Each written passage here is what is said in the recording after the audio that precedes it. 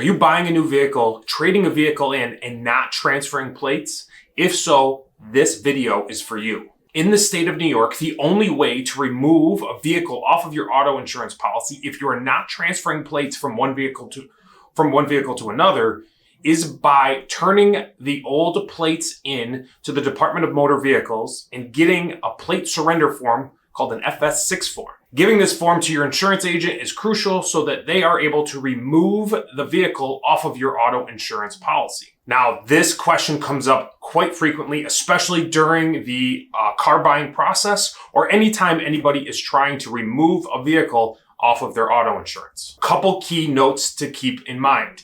Once you turn in those plates at the DMV, nobody gets notified. You have to give your insurance agent a copy of that form so they're able to remove the vehicle off of your policy. Also, if you are in the car buying purchase and you're doing it through a dealership, sometimes the dealership offers to turn in those plates for you.